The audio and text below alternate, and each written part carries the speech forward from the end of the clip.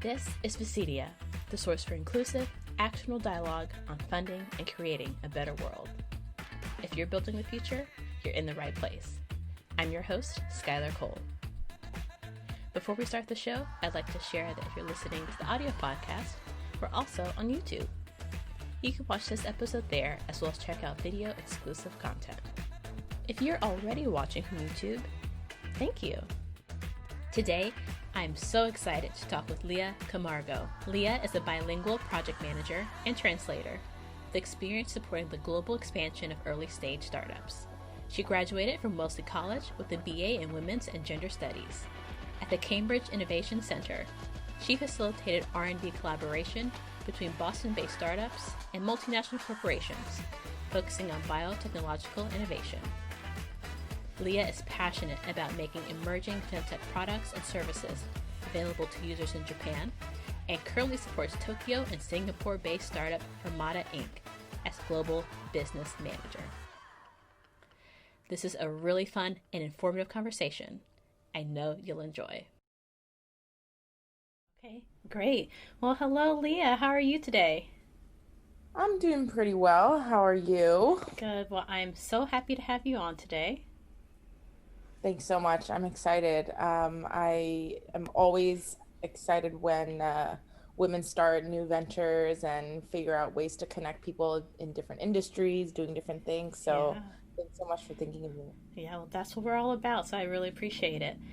Great. So to start, will you share your journey up until joining Fermata? And we'll get into Fermata and all of that in a little bit, but let's talk about you first. Sure.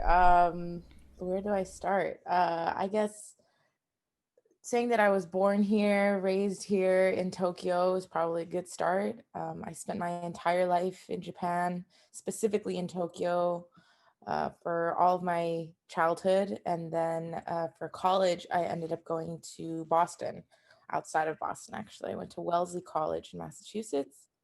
Yeah, I was there for 4 years. I spent another 2 years in Cambridge, Massachusetts, working after graduation. I worked for a co-working space slash startup incubator program called CIC, the Cambridge Innovation Center. And that world kind of opened me up to the kind of fast-paced environment of startups. And was that was a huge eye-opener for me because I always thought I would end up in the nonprofit, doing kind of mission-driven work. But things change. A lot of things that I didn't expect to get out of those 2 years of working in a startup space happened, and it really made me kind of reprioritize what it is that I want to be doing with my life right now, and how can I balance my experience and my interests, and then also see the kind of impact that I want to be making with my work. So during those 2 years, a big part of my work was helping Japanese companies, whether it be startups or larger corporations, get a foothold in the Boston startup ecosystem. So that could be looking for investors for startups or looking for startups to invest in for corporate VCs. I did that kind of groundwork and helping them look for those folks within our co-working space, but also within the greater Boston area. Helped set up meetings, did some interpreting, sat in on a lot of rooms where I probably would not have been able to enter if I had gone through the normal Japanese shukatsu, like looking for jobs route. But that was really great getting that experience as a fresh graduate, seeing things from a very non-tinted perspective and just being like, wow, this is what this world looks like, you know? Yeah, absolutely. Oh, that's awesome. And so then, after these 2 years, or at some point during these 2 years, you start looking for something else. And I'm wondering how you knew Fermata was the right next stop for you. Yeah, so like with any good journey, it's never straightforward and it's never as direct. It's a lot easier to tell the story that way, but for me, it was not that at all. By the time was reaching my end of my second year at CIC, I think I started recognizing that I wanted to go back to Japan for a lot of reasons, family, for personal reasons, but also, representing Japan in Boston was like my big role at this company. But having spent the past 6 years in the US and going to school in the States, I didn't feel like I was being very authentic in my representation of Japan because I had very little idea of what the actual startup scene looked like over here and had very little experience doing work in Japan. So I thought it would make a lot of sense for me to go back to where I came from and live here as a grown woman, adult my way through Tokyo, and then figure that out and then see where my next steps take me. So that was my priority, was to come back to Japan and gain more experience working in this country. And I didn't find out about Fermata until like a few months in, after coming back to Tokyo. I was working for my family business, which was a translation and interpreting company. And we do multiple languages, not just Japanese to English, doing a lot of the coordinating work and like the project management work that was required. So that was also a great experience joining a family business, figuring out how that works. My mother's been running that company for 20 years on her own. And so to gain, yeah, it's super impressive. And I didn't realize the difficulty, but also the opportunities that come with being a working woman, being a shacho, josei shacho, female shacho in Japan. And so I got to see that firsthand. Um, and so that made me realize a few things of how difficult that is, but and how challenging that and isolating that could be, but also what impact you can actually have as a woman in a place of power, someone who understands the ins and outs of business and who can call the shots. So that like just re-inspired me to want to kind of pursue, maybe one day running my own business, or at least being in a position of authority in a company where I can be making decisions and calling the shots. So yeah, that was an interesting first few months back. I can Um, only imagine. I would love to, maybe not in this conversation, but hear more about that experience and kind of uh, being this female boss in Japan from kind of this family business perspective as well. I mean, that just sounds incredible. Yeah, it's a very rare experience because we already know that in Japan, just looking at the numbers, like there's very few women in positions of leadership in large corporations. And just recently that's starting to change. But even throughout the world, especially when it comes to the corporate space, it's hard for women to not be tokenized or even be isolated from other women if they do want to come to that position. And because our family business is a fairly small one, it wasn't like there had to be like a corporate ladder to climb. But I remember even in childhood hearing stories from my mother about, a client would call asking to speak to the boss, speak to the manager. And she was like, "Yep, that's me." And they didn't believe it, or they wanted someone else, but there was no one else. um, but yeah, that's very real, and that's super recent stories. So that was also another eye opener for me, is that that is a reality in Japan as well. Um, but that just drew me more even further to look for women who, were owning their space, who were doing what they wanted to do, and not really even clinging on to the title of like female CEO or like women this. That just happens to be their gender, and that just happens to be how they identify. But they use that as a strength, and not as their crutch or as their sole identifier, which for me is also important because I am a woman, but I'm so much more than that. There's so many other things that make me who I am, and to reduce myself just down to that for the sake of like attention, or for the sake of getting just kind of like a leg up, that's not what we want. That's not equality. But yeah. Right. No, I completely agree with all of those sentiments. So I think you did find a lot of what you're looking for at Fermata, and I would love to dig into that. And if you could provide a brief overview of what is Fermata. Yeah. So Fermata is a startup that's about a year old right now. This is November 2020. So we started a year ago in 2019 in the fall.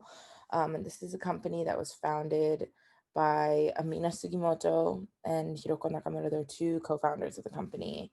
And the Fermata's mission is to turn taboos into triumphs. So creating an environment and a culture where things that we perceive to be taboo or things that we couldn't speak about or be proud about or even explore, changing those into opportunities where we can kind of look into what is it that we really value? What is it that we really want out of our lives? And this is specifically towards women and our reproductive and sexual health in the beginning, but this goes way beyond just one gender or one sex or one aspect of health. The mission is really to look at women's or people's health holistically and provide the products and services that will help us explore what it is that makes us feel the most healthy and the most well. So Fermata now acts as a marketplace, both online and in person, as a physical store as well, where we curate and sell products and services from around the world that are categorized as FemTech. So this is female and technology jumbled into one. This is a word that's been buzzing kind of around the world in the past 5 years or so.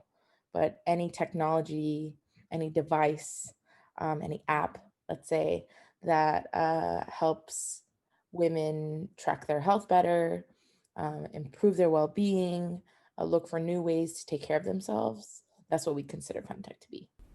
That is so awesome. I want to get to the physical store in a little bit because I had the opportunity to go by a couple of weeks ago.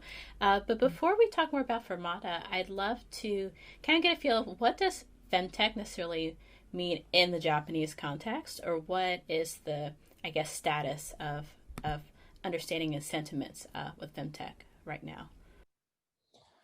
Yeah. Femtech, the word was a word kind of coined by a German, I believe she's German or maybe she's Danish. I should fact check that. We'll She's the figure it founder. out. Yeah. Yeah, she's the founder of this period tracking app called Clue. She was Okay. the one that kind of came up with this term in, I think, 2016. Mm-hmm. And that term was created because there wasn't a way to describe women's health and tech, where that intersection lays, Mm-hmm. to investors and to partners for startups who Mm-hmm. are looking for, investment or who are looking for like bigger corporate partnerships. Having that word really helped get Mm-hmm. folks who maybe don't identify as women, or even Right. for women who don't really see the need for this kind of technology. Right. That word was kind of used as a general term to encompass all of these varying Mm-hmm. technologies and tools. And so that has perhaps evolved and shifted a little bit in how we use it colloquially. Yeah. But right now, it's just more seen as anything that uses existing or new technology to improve women's health and well-being. Mm-hmm. So that can range from menstrual underwear. So these are panties that you don't need to wear tampons or use sanitary pads. And you could just wear it and live your life freely and just free bleed. But it's not going to soak into your other clothing. It's not going to leak. And the technology, the fabric used in the underwear is what kind of categorizes it as Mm-hmm. femtech. But then there's also like fertility tracking Mm-hmm. devices where you put a little pod looking device into your vagina to track your vaginal mucus, and Mm-hmm. that data is aggregated in an app and you could see your most fertile window according to your actual bio data instead of just a self-reporting kind of app tool which has Right. existed for a few years now. So it's a huge range of what Mm-hmm. femtech could be. And through Fermata's lens, we kind of want to be an all-encompassing Mm-hmm. marketplace where we sell everything ranging from the very analog or seemingly analog menstrual tools to products that are more high tech, Yeah. that could provide a completely new way of looking at health and reproductive rights, fertility. And I love, I love that you mentioned that it's not just maybe when we consider technology, it's using some sort of uh, maybe when we think of maybe necessarily high technology or some type of data, uh, algorithm, something like that. But technology really encompasses so much more than that, and how kind of looking at a bigger definition of tech with the products that you offer and services you offer through Fermata, which I think is just really awesome. Yeah, I think from like investor's perspective too, it's easier to see the potential or even just kind of see the pizzazz of like a super high tech gadget that looks completely different from anything that's existed in the past because it's new, it's trending, and when we think technology, we think, zeros and ones and like a device. But a lot of the time, those products end up being more expensive than a more analog a tool. And that makes it harder to actually reach the masses and reach the people who actually could benefit from using a tool like that. So that's also kind of what we consider when we look for products that are actually, like what are the actual products that women need or women could benefit from, not necessarily need.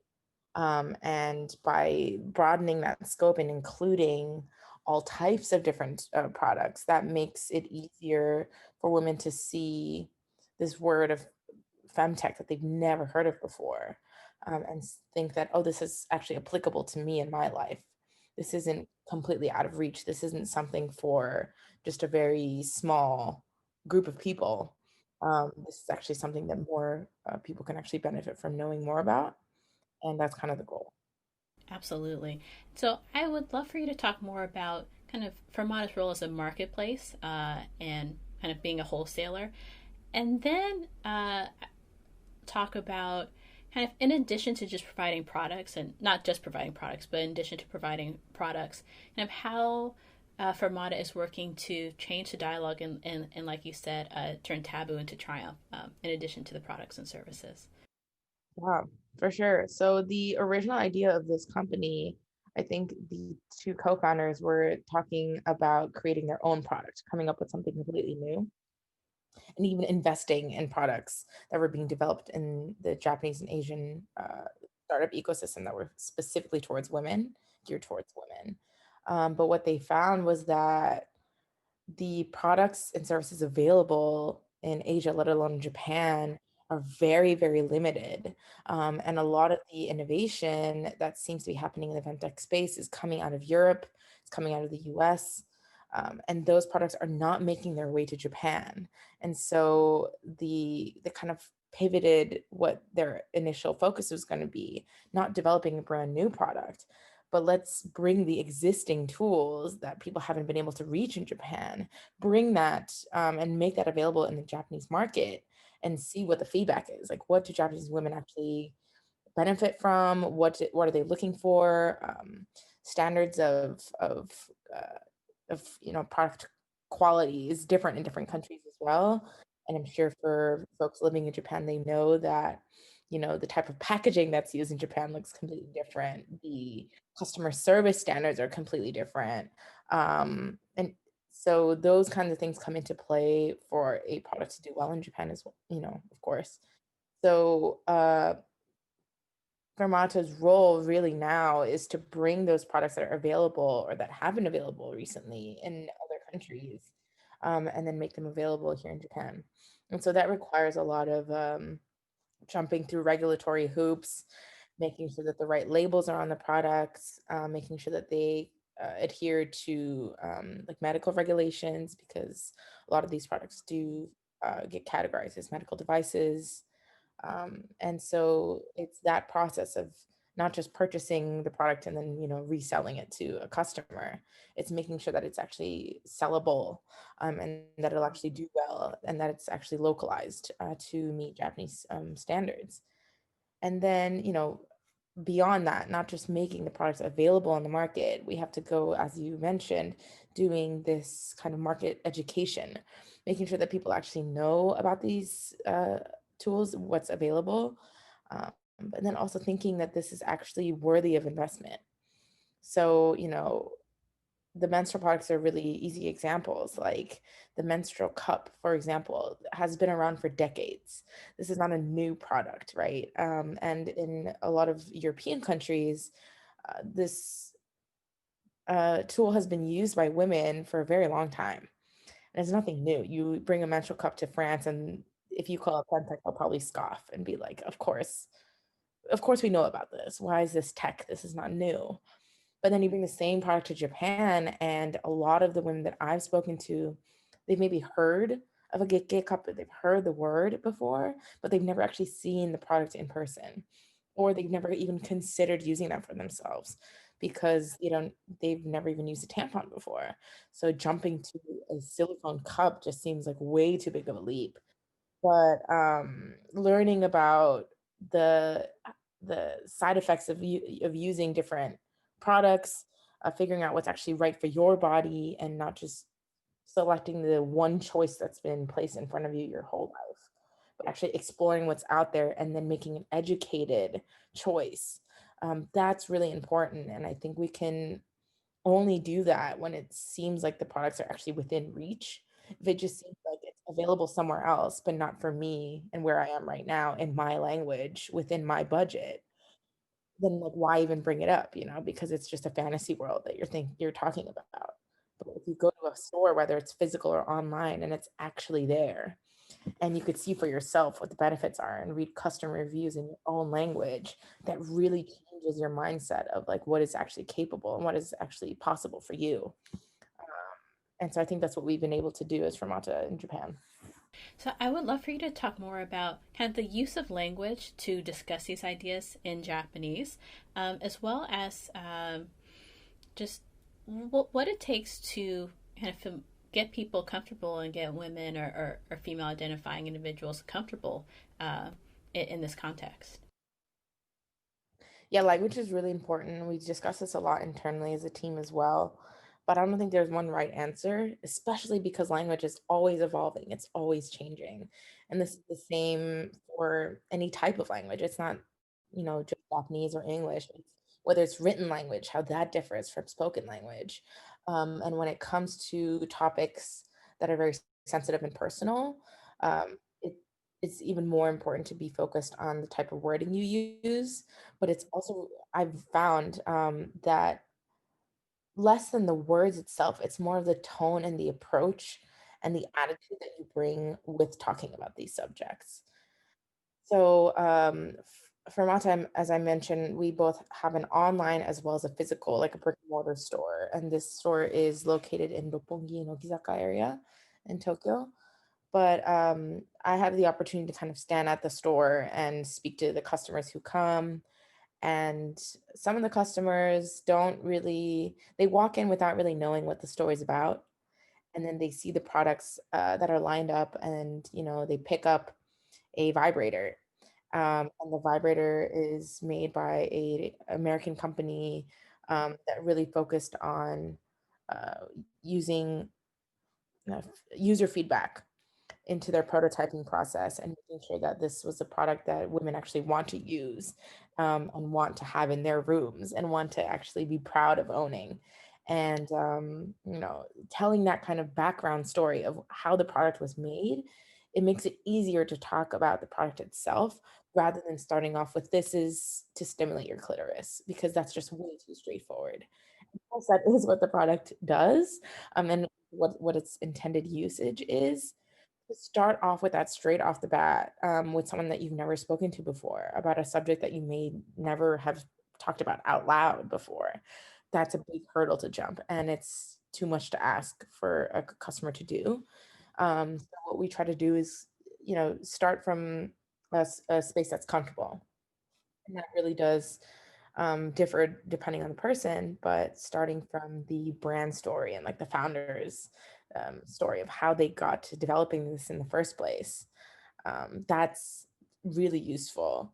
And then from there, we can kind of lead, because we don't just have sex toys and vibrators. We're not a sex shop, right? We are looking at health in a more holistic uh, perspective.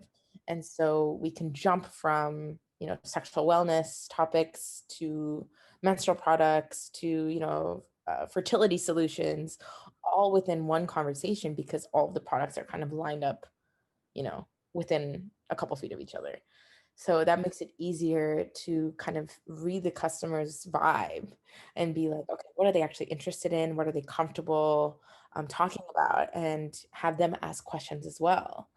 And this is something that I've learned is a different approach, I think, maybe in Japanese and American culture, having spent the last 6 years in the States, is, if you have a question, you ask. And if you don't ask and you miss your chance, that's too bad.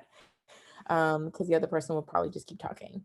But in Japan, like waiting for those like pockets of silence and just like sitting through that and not um, reading that as discomfort, but actually just time to ruminate and really think about what the next statement or question is going to be.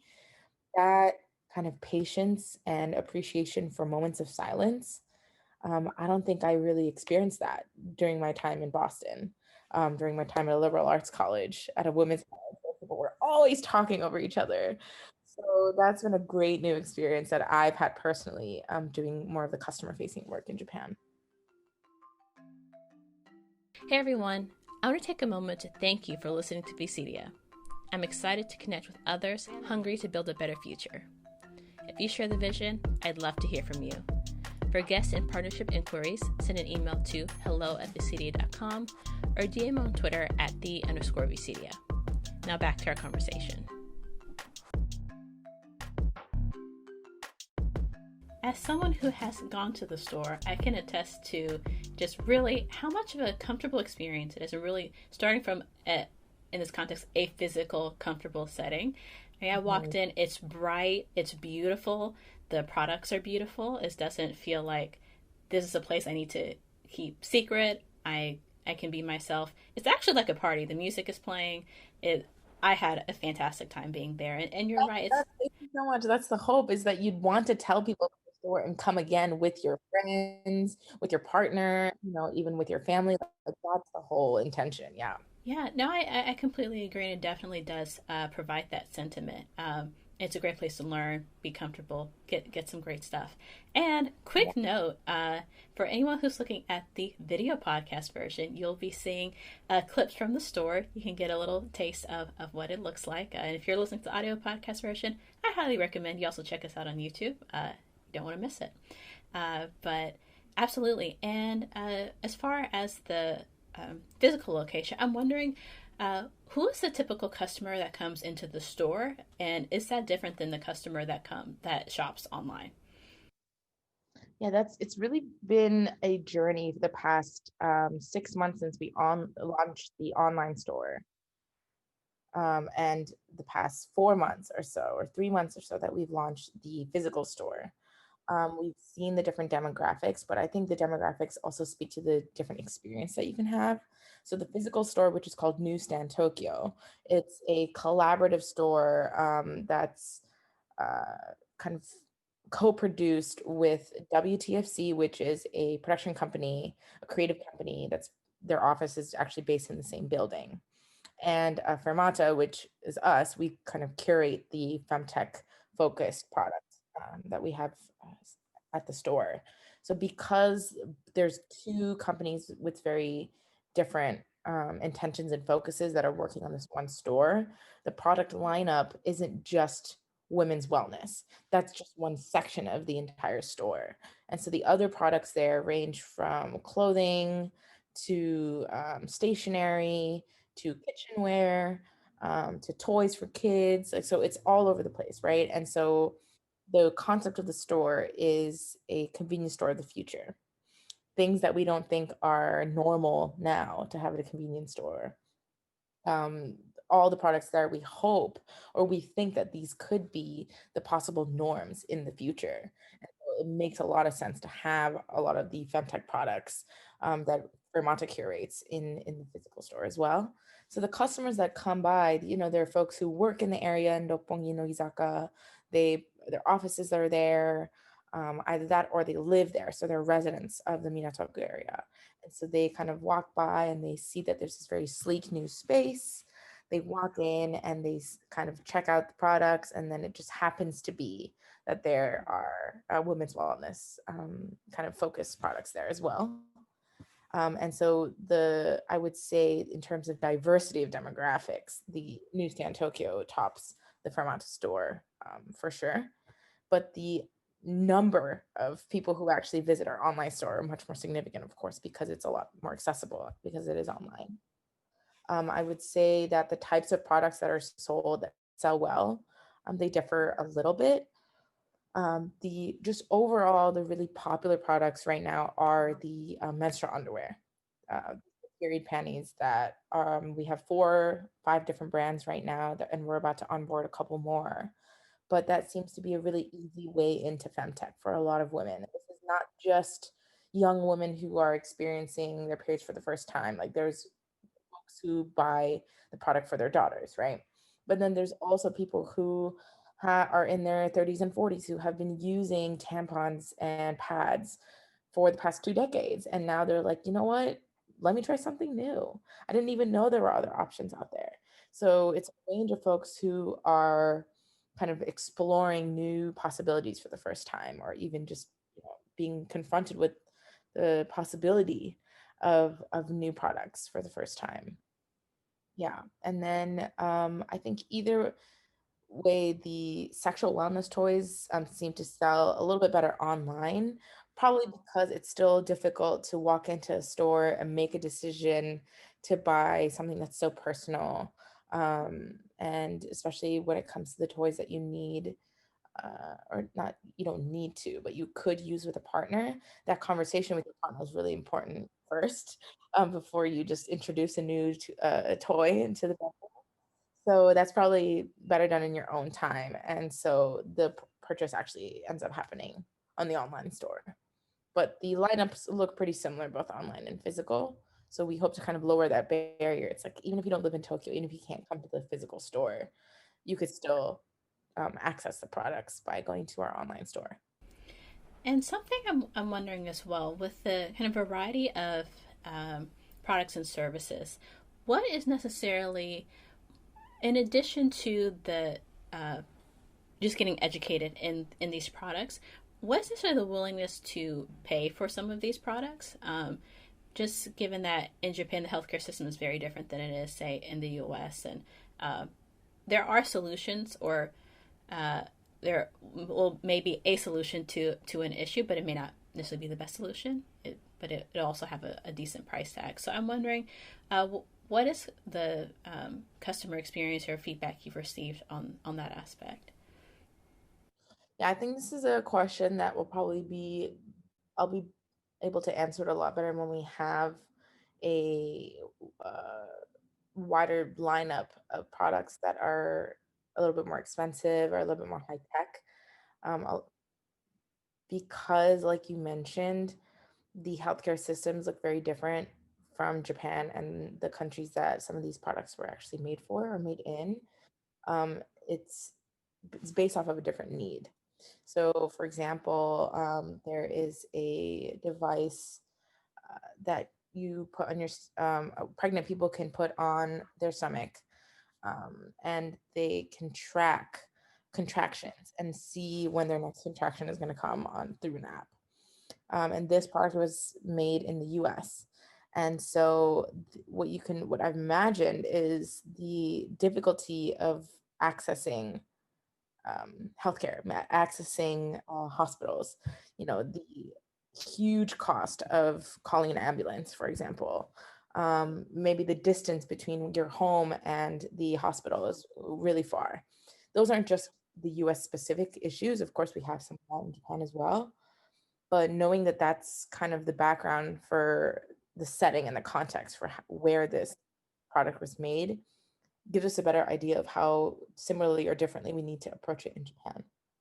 And so some of these products, we may end up seeing that instead of a direct to consumer uh, like model, we would work with clinics and different hospitals, because most hospitals in Japan are privatized. So we would work with these institutions to kind of purchase the products and then make the product available to their customers, to their patients. That could be a different route. It could also be that we've been talking about this recently with some of the products that are a little bit more on the pricier side, to figure out a way that we can do installment payments. So not just over one-time payment of $300. You could split it up according to what you can afford and what your financial status is, and that makes these products a lot more affordable. And that is really something that we need to kind of test and see what works, because a lot of these products are so new. It's not even just the price tag that is stopping people. It's more the hesitation to even want to invest in something like this in the first place, or not seeing the importance or the long lasting effects. So I think that also plays into the education we have to do of investing in your health and being aware of these aspects of your body will actually help in the long haul and could prevent a lot of the more costly and more significant illnesses and concerns that could come up later in your life. And being in the store, seeing some of the products that aren't quite available broadly blew my mind. Like, even as someone who is interested in this space and really motivated to learn and expand the space, I was amazed. And I think in women's health and women's issues, it's just crazy that there isn't, that after all this time, all the time humans have been walking this earth, that we haven't dedicated more time and resources and energy to women's resources, women's issues, and getting data on it. Like, Yeah. I feel like the world's obsessed with data now, but there's still so much missing in this area. But it is really exciting to see what's coming up and what fermata is going to offer in the future. Oh yeah, for sure. One of the products that we're really excited about that's launching next February, so February 2021, is Lioness, and this is a U.S. based. I think they're a California-based company, but the product itself is a smart vibrator. Yes, So this it's is what blew my mind. Okay, please go yeah, ahead. it's linked to an app, and you could track your orgasm data. So there's multiple sensors in the product itself, and so you can actually visualize what an orgasm looks like. And this is a completely new way of thinking about women's sexuality and even studying what's possible and what mechanisms actually contribute to women feeling good and feeling an orgasm. And so these are things that for to some people it might seem like completely frivolous and completely unnecessary, but others can see the importance of digging deeper and collecting more data behind women's sexual wellness and sexual well-being. That's huge, right? Like that could really change how we talk about the female orgasm, and really change people's perspective on how data and how science can contribute to the improvement of women's lives. So we really hope that bringing these products to Japan and collecting data in a population that, um, you know, the brand couldn't reach if they were just U.S. based or just English language country based. We hope that we can kind of broaden the data pool as well. And so, we also know that there's gender bias in data, but there's also race and ethnicity bias in data. And this is one step that we can contribute to in kind of equalizing the playing field and making sure that there's inclusive data collection when it comes to sexual wellness. How needed. I'm so excited. Really just committed and really excited for all of that. Mhm. And so I would love to talk a little bit more about just some opportunities and challenges. We've kind of talked about this a little bit, but if we could talk a little bit more about the tech aspect and how it can both be an enabler and a barrier. If you could provide a little more insights into that'd be great. I think we had talked about this when you visited the store. And the big aspect that I had mentioned before is the price tag that comes with the more high tech device. Uh, but in addition to the price tag and how it could be more expensive to buy a high tech device, it's also the kind of the steep learning curve that comes with learning how to use a product that is connected to an app, and kind of relies on the user being invested in exploring the different tools and the different features of the app. Um, I think for digital natives, that's probably easier to do. But in a rapidly aging society like Japan, It's not even just a matter of did you grow up with the internet or not. It's at a certain point, it's going to be hard for you to look at a screen and read the tiny little terms and conditions to understand how your data is being collected.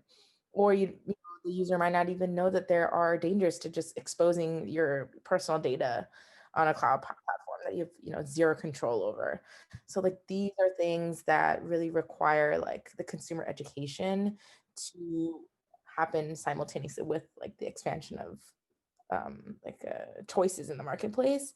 And I think that's something that we as a company also need to be aware of and work towards kind of dealing with, and not just saying here are more tools, like isn't this cool?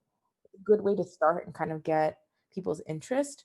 But then when we really think about the usability of that product, and if we want consumers to actually give feedback and continuously improve the product, we have to make sure that we're thinking about who the product is for, and how that could differ in Japan versus other countries. And this is not just about localizing the language. It's about making sure that we're targeting the right age groups, and doing like market testing and getting user feedback from folks who actually have the issues that the product is meant to solve. And so yeah, I think that's going to be a big differentiator when it comes to how can we make tech something that's going to be helpful and that's going to be beneficial for folks, instead of a complete inhibitor and even like segregator, like for folks who actually understand how to use the device versus folks who don't even want to try because it looks so difficult and completely out of reach. Absolutely. I think that's a really important uh, concept to uh, consider and really act on, not just in the space, but across uh, industries. And just throwing tools at people isn't necessarily the solution, but we have to think more critically about it. But Yeah, that's awesome. I think I mentioned this earlier, but when it comes to looking for investors as well, and working with folks who are actually going to enable a startup to succeed and to grow, the pull can be towards like, okay, how are they using AI, or how are they, using this like platform that they mentioned in their pitch deck. And I think that if those are really key components of the product, yes, it's important to focus on that as well. But when I think on both investors and on the founders side, to think about what is the larger impact that we're trying to have, and is jamming more technology into the product itself actually going to go against what the ultimate goal was. That's a huge, I think, dilemma that a lot of folks are going to see more and more, now that it's becoming not even just a trend, but just the norm to use as much technology as you possibly can. Um, so, yeah, that's going to be really important to kind of keep in mind, no matter which side of the ecosystem that you're in. Absolutely. Um, and just before we move on to kind of our last couple of questions, on that point, how do you talk to investors or about kind of you're not always necessarily using the highest tech, but what is that a picture or uh, look like? Yeah, well, I think it's an evolution of a company like ours, which is very young. Where we are now isn't going to be where we will be in 5 years, right? That's the intention. So getting more people in Japan and in Asia to consider sexual and reproductive health as a priority. In order to do that, making the options that are actually accessible, that are actually usable, available in our marketplace, that's our priority right now. And that may look low tech, and that may not look as shiny and as enticing as having 100 gadgets on our lineup, but the impact that we're having is actually significant. And so if you look at kind of the media exposure that we've had in the past year, and the number of customers that we've been able to reach within the past 6 months through our online store, and the number of folks who actually attend our online seminars and the events that we host, that is only possible, we believe, at this stage because we're starting at a point that's actually relatable. We're not just throwing data and gadgets at folks who had never even considered sexuality as a priority or as something that they should talk about, and that maybe technology can help relieve some of those issues that they've been having. And so starting off in an accessible place, that may mean starting lower tech. And so a lot of the investors do seem to understand that. But where we're going is it is a more high tech society anyway, right? And we want to be able to use tools like AI in a way that's actually going to benefit the broader masses. And so one issue that we see right now is that a lot of these tools, a lot of these products have apps that are connected to them. But if you use more than one of these devices, you end up having like 6 or 7 apps that you need to keep track of, that you get a million notification from. And maybe there's one app that tracks your period data, and another app that tracks your orgasm data, and another app that tracks your fertility data. And so if you have to keep going back and forth between different apps, something's going to fall through the cracks and you're going to stop using one of the devices. You're not going to use them as consistently. So our kind of vision for Fermata in the future is to create a Fermata platform where we can aggregate all that data. So from the user side, you just log in to your Fermata account, and then you could see all of your information across all the different platforms. And it makes it easier to kind of keep track of all your different, health indicators. And we can also suggest, using AI, what the possible solutions for your current issues could be. Not even just solutions, but what different possibilities there are for your career or for family planning. If that can all happen on one platform, instead of having to access different companies and different tools and different platforms every for every aspect of your health, I think that would make the user experience a lot better. And that's where we can really use technology to our benefit. And so that's kind of our vision and our pitch for the future. Well, that is so exciting, and I can't wait for the platform. Um, so, is there anything else you'd like to share before we move to our last question?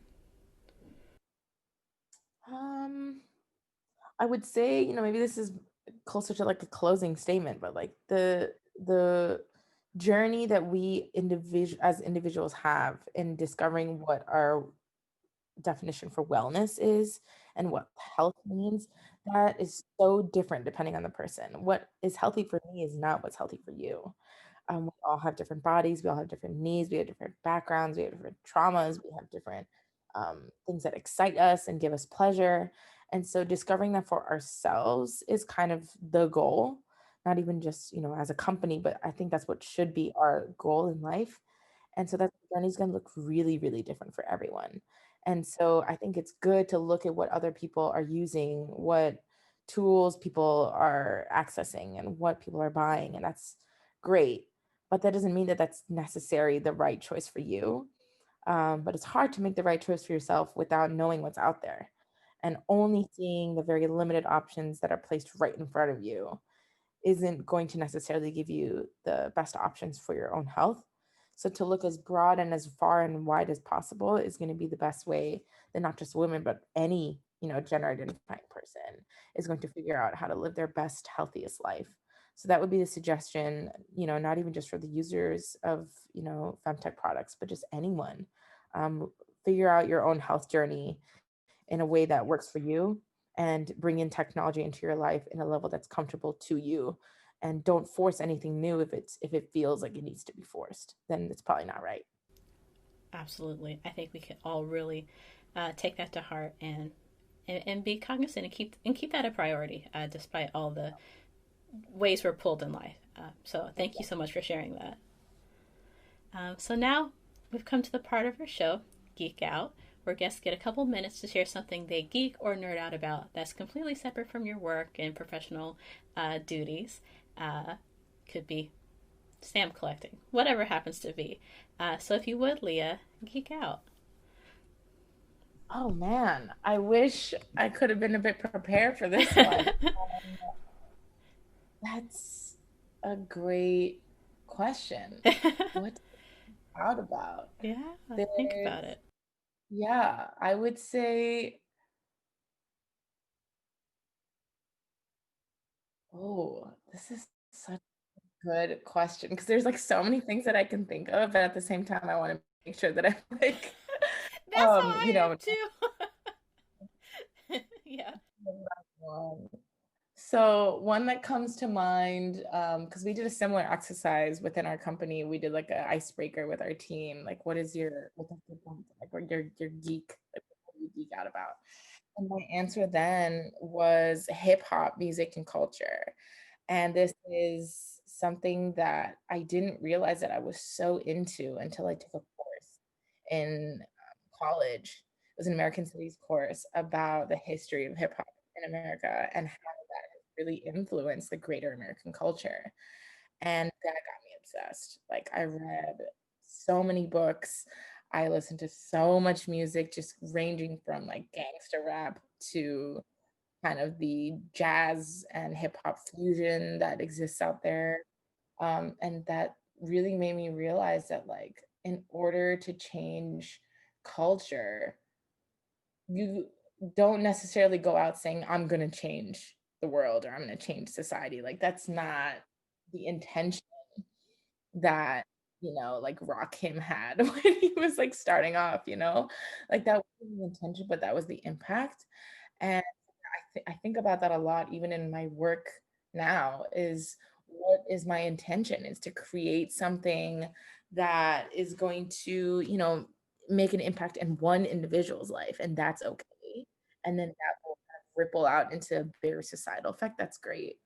But it's really easy to underestimate how much of an impact music and, art has in our lives. And whenever I start geeking out about, the newest like Megan Thee Stallion track, like those kinds of things, when I can find someone who understands and appreciates how revolutionary that is, even if it might sound really crass to someone else, like that really gives me a lot of joy. And then if I can find a way to, you know, tie that into my femtech work, like that's the dream. That's the dream. We're going to have to connect on Megan because in my head, Megan's my friend. Like, we're friends in my head. So we're going to have to talk about that more. And for sure. And she's like the kind of friend that you would want in the best of situations and in the worst of situations, because she'll have your back and you want to have her back. But it's also she's someone who's laid back enough that you would want to like have like enjoy a drink and like twerk at the poolside. So that's all we want in life, is the people who can really keep up with us. There you go. Absolutely. Well, Lia, it has been an absolute joy to talk with you today. Thank you so much for coming on.